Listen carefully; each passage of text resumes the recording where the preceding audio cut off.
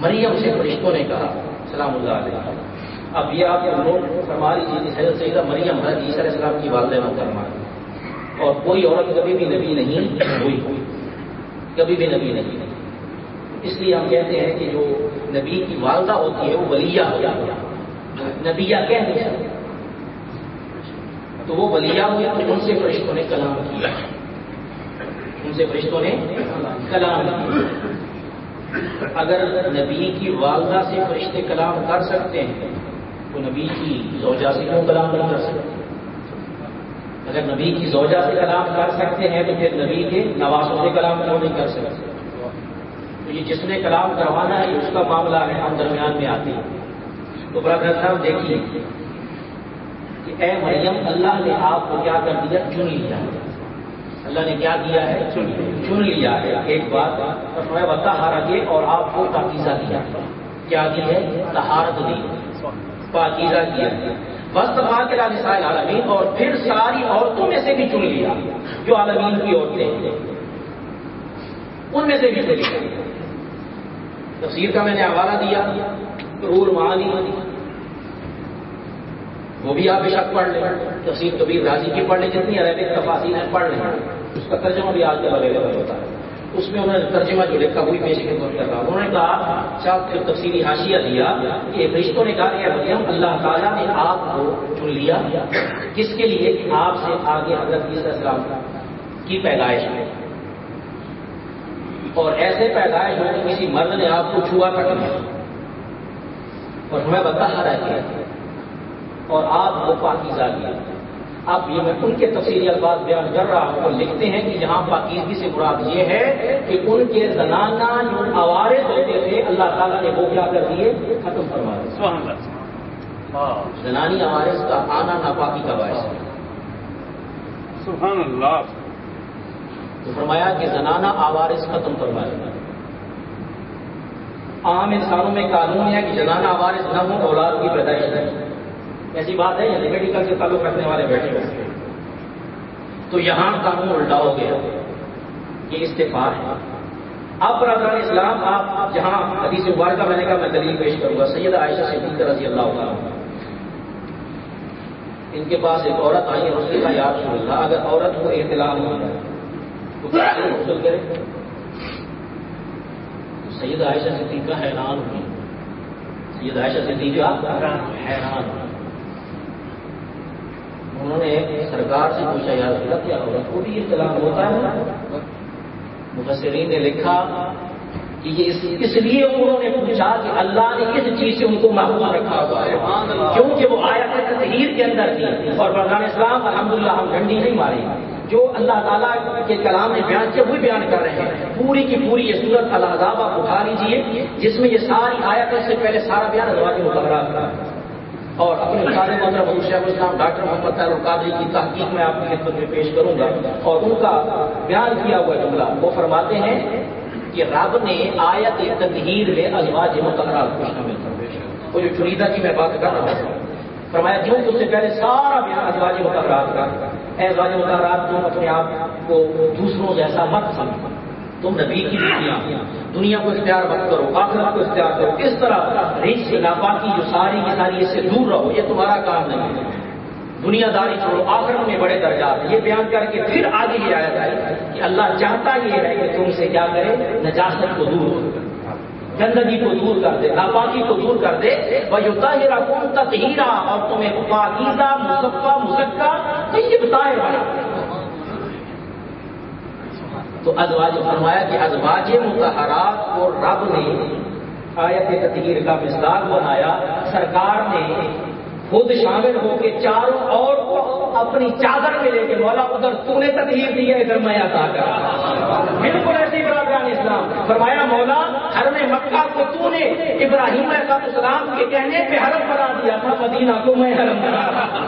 تو جیسے مدینہ سرکار کی خواہش اور کہنے پہ حرم بنا دیا گیا, اسی طرح 5 تن پاک میں سے 4 تن فاطمہ, علی, حسن, حسین سلام اللہ علیہ اجمعین وہ سارے کے سارے آیت تطہیر کا مصداق مصطفیٰ کی حدیث سے بنے.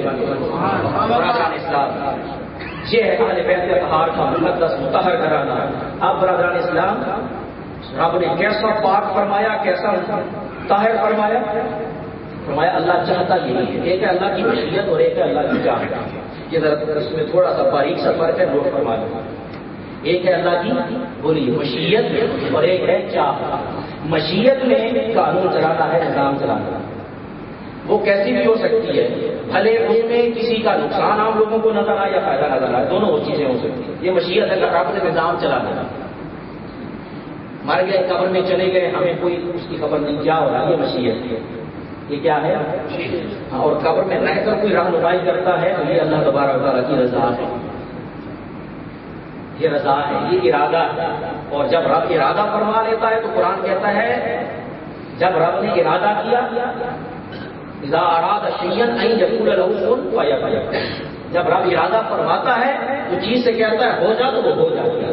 تو عزم کو کہتے ہیں، پختہ چیز کو ارادہ کہتے ہیں. تو رب نے یہاں فرمایا انما یرید اللہ، اللہ کا ارادہ ہے.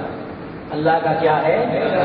آپ ہم ارادہ کر لیتے ہیں تو بعد میں پیچھے نہیں ہٹتے. اب تو نہیں، میں نے ارادہ کر لیا، اب تو میں نے ارادہ کر لیا ہے تو میں عقل ہوں اپنے فیصلے میں. تو رب فرما رہا ہے کہ میرا ارادہ یہ ہے، میں چاہتا یہ ہے، میری چاہت یہ ہے کہ اہل بیت نبی میں تم کو کیا کر دوں؟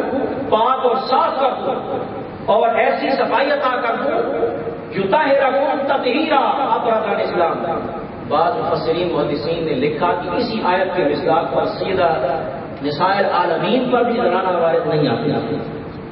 یہاں ایک اور دلیل حدیث مبارکہ برادران اسلام، سرکار دو عالم صلی اللہ علیہ وسلم کی ذات بابرکات، چاہے قرآن سے پہلے آئے سیدہ عائشہ صدیقہ رضی اللہ عنہا کی صداقت کسی کو انکار بولی نہیں. ان پر اللہ معاف کرے اختراع کیا، جھوٹ باندھا گیا، بہتان لگایا، سرکار خاموش ہو گئے. حکمت ہے کیونکہ یہ جانچنے کا وقت آپ دیکھتے ہیں یہ تدہیر کی آیت پڑھ کر بھی کون گمراہ ہوگا، منافقوں کی چال بازیوں کا نشانہ کون بنتا ہے؟ سرکار خاموش رہے. سیدنا علی رضی اللہ تعالیٰ عنہ نے یا رسول اللہ ہم نے آپ کے اہل بیت میں کوئی خرابی نہیں کی. اور سبحان اللہ میں قربان جو سیدنا عمر فاروق کو کہتے ہیں یا رسول اللہ جو رب آپ کے جسم پہ مکھی نہیں بیٹھنے دیتا وہ گھر میں ایسے چیز لا سکتا ہے. یہ بات ہوئی برادران اسلام، صرف الزام لگا. رب نے سورہ نور اٹھا کر دیکھ لیجیے 9 آیات. کتنی آیات؟ 9 آیات سیدہ عائشہ صدیقہ طیبہ طاہرہ کی برکت میں نازل کروا سبحان اللہ. تم الزام لگاتے ہو مصطفیٰ ترین کے اہل بیت پر، نازل کروا دیا. برادران اسلام آگے سمجھدار الحمدللہ سارے بالغ اور عاقل بیٹھے ہوئے ہیں. یہ قانون ہے، یہ نظام ہے. مسجد میں آپ ناپاکی کی حالت میں نہیں جا سکتے، سو نہیں سکتے.